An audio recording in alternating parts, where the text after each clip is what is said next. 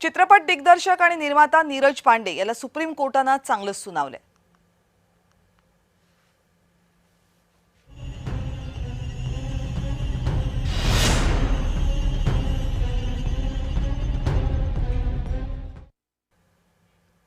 चित्रपटाचं नाव घुसखोर पंडित असं ठेवल्यामुळे मोठा वाद निर्माण झाला होता। त्या विरोधात सुप्रीम कोर्टात याचिका दाखल झाली होती। आज सुनावणी पार पडली। चित्रपटाचं नाव एका विशिष्ट समाजाच्या विरोधात आहे, त्यामुळे नाव तात्काळ बदला आणि ते आम्हाला कळवा, नाहीतर आम्ही हा चित्रपट रिलीज होऊ देणार नाही, अशा शब्दात कोर्टाने पांडे यांना फटकारले।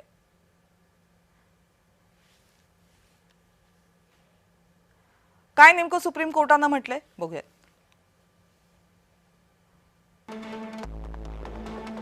तुम्ही चित्रपटाचं नाव बदलल्याशिवाय आम्ही तो रिलीज करू देणार नाही।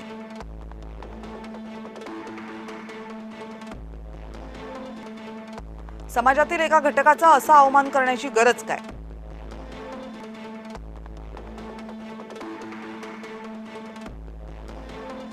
घुसखोर पंडित हे नाव नैतिकता आणि सुव्यवस्थेच्या विरोधात आहे।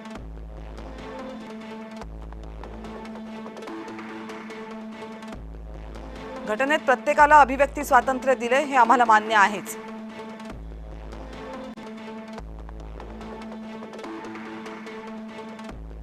पण त्याचा अर्थ तुम्ही कुणाचाही अपमान करू शकता असा होत नाही।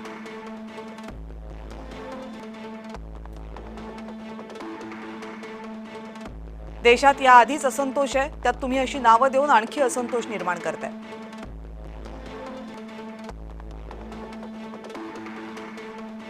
घटनेच्या कलम 19(1) मधील मर्यादा पत्रकार दिग्दर्शक सारख्या लोकांना माहित असतील असं आम्हाला वाटतं।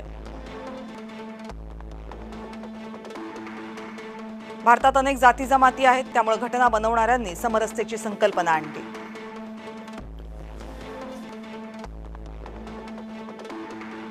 चित्रपटाचे दिग्दर्शक नीरज पांडे यांनी चित्रपटाचं नाव काय असेल याचं प्रतिज्ञापत्र 19 फेब्रुवारीपर्यंत सादर करावं। या बुलेटिनमध्ये इतकंच। पाहत रहा जय महाराष्ट्र।